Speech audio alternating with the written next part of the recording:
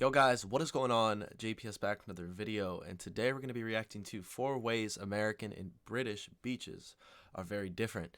This video will be incredibly important to planning my itinerary for my next visit to the UK, as I do hope to go along the coast and visit some of Britain's beaches. So we're going to figure out how these beaches differ from American beaches. I know there's a lot of temperature differences. The sand may not be there. I don't really know what to expect. I've heard of Brighton, heard some mixed reviews on that. And other than that, I've seen some, pictures and videos of the British coastline. But with regards to the beaches and actual swimmable areas, that's something I lack education on. And that's exactly what this video is for. So hit the like button, hit subscribe, and let's get right into it. Hello, I'm Lawrence, and I'm on a quest to uncover all of the memos that Britain and America lost in the pond, and one of those memos pertains to the things either side of it. Beaches. Remember beaches?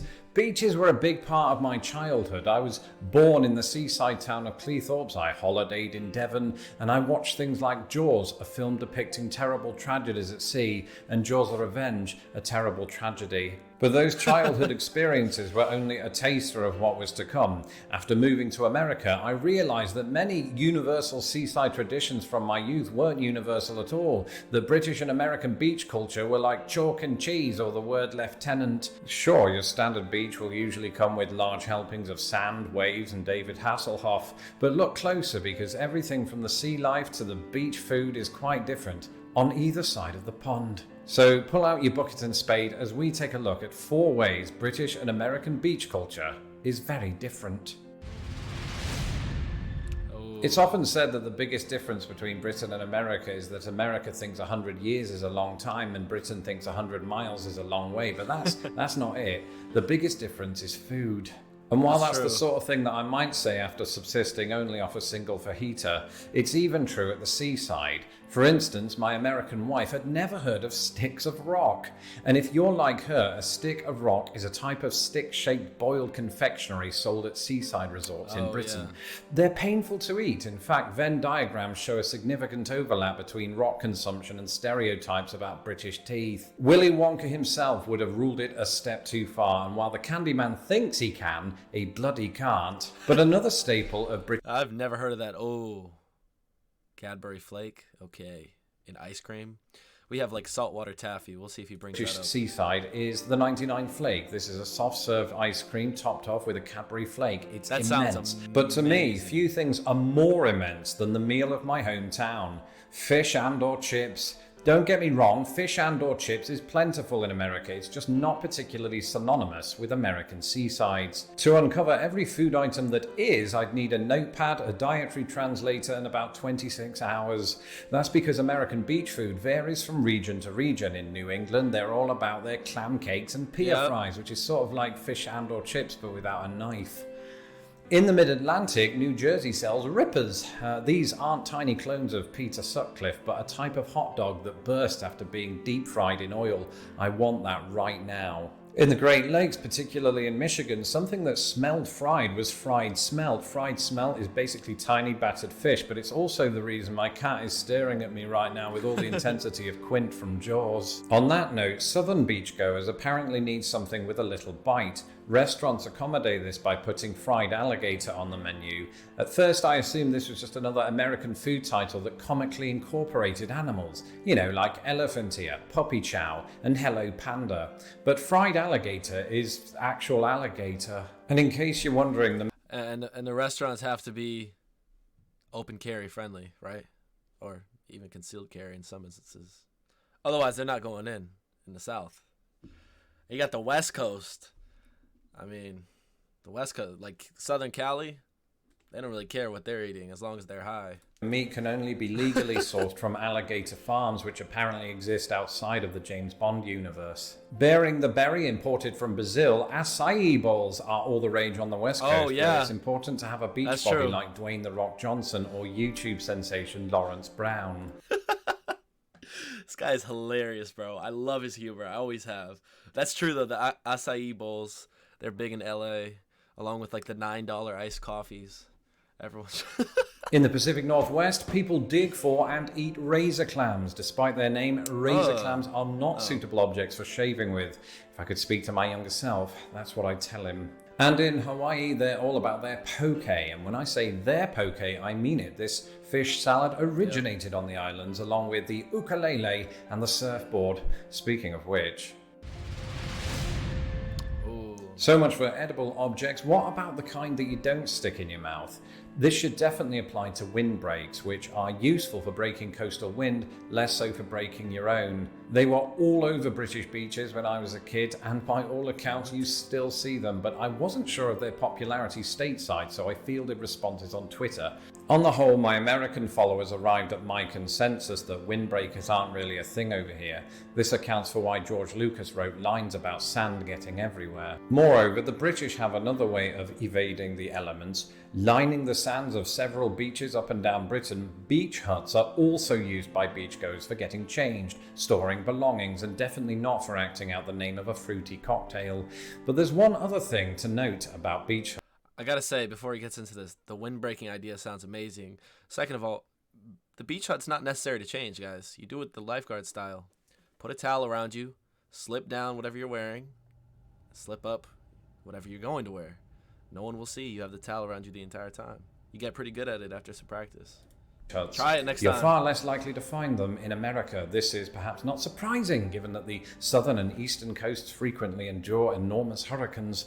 But if America did have them, there's one item that they're more likely to store than us Brits: surfboards. Yeah. While surfing has made some waves in Britain, it ain't got nothing on America. This calls to mind the song Surfin' USA by rock and roll legends the Beach Boys.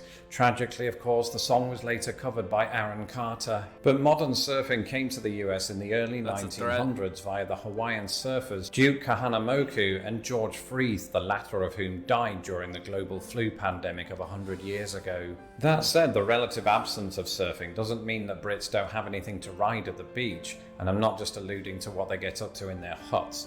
I'm talking about donkey rides. Throughout the UK, a popular seaside pastime is riding donkeys on the beach. And this is an activity enjoyed not by humans, but children. As someone who's done it, I'd always assumed that this happened the world over, but by all accounts, it's a weird British thing.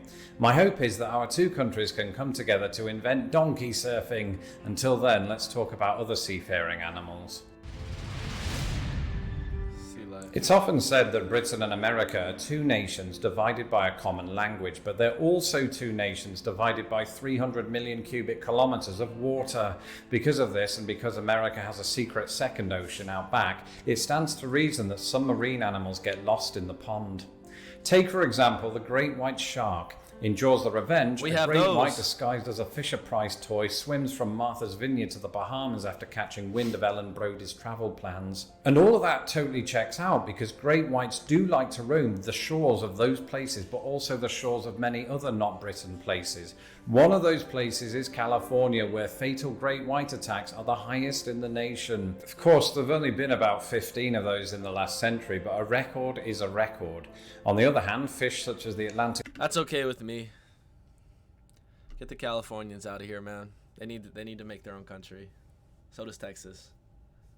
Cod, Atlantic plaice, or Atlantic mackerel only grace America's northeast. In Britain, these surround the entire country like moving boxes currently surround me. In fact, everything that I just said is true of the Atlantic puffin too. Often found on cliffs up and down Britain, Atlantic puffins always seem like Britain's consolation prize for missing out on penguins.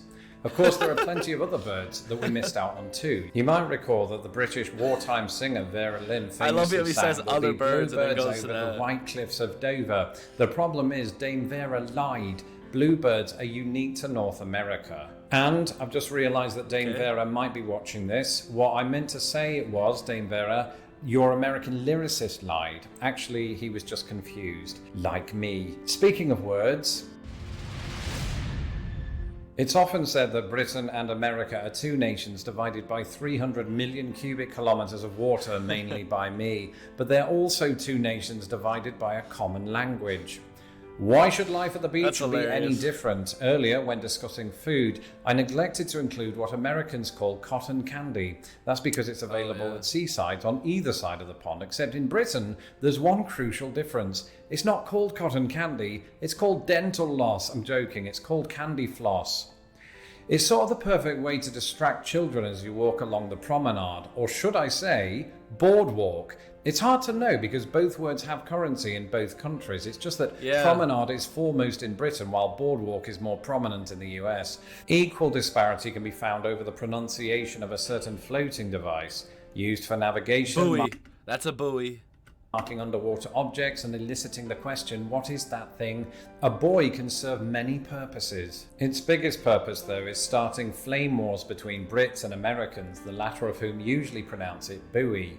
But are you sick of all those arguments? I am. How about this, right? Just for once, let's rise above it. Let's not take the bait. Let's ride the wave together. It's an ideal worth floating. And it's never gonna happen. I'll stop now. That's it for this episode. Let me know in the comments below if you really miss the beach like I do, and if you're /lost in the pond and gain access. Man, okay. I think this is gonna be another case of I just have to see it for myself, because there's only so much you can get from a video, and a lot of this was on terminology and general items, whereas I thought it was gonna be like what the water is like, when people go, things like that. So I'm definitely going to visit some beaches in Britain over the summer when I visit again, but I just have to figure out which ones. That's going to be the hardest decision to make because limited time, limited options. But there will be a lot of debriefing about the itinerary before I go, and I'm going to need a lot of help with that. So make sure you guys stay tuned to the channel over the next few months as we begin planning for that. I'm excited, though. I'm definitely excited. I was imagining like rocky beaches and cold water. So we shall see what it's really like. Maybe we could do that as a separate video, exploring different British beaches. I could like record me researching on Google and stuff and then clip it up and put that on YouTube. Let me know if y'all want to see that. But yeah, that was 4 ways British and American beaches are very different. Ironically, just like everything, we're very similar, but there's just little inconsistencies, and we say the same thing in a different way. Like it's the same word. Buoy is an example that leads to a possible world war. So anyways, guys, hit the like button, hit subscribe, and I'll catch you guys in the next one.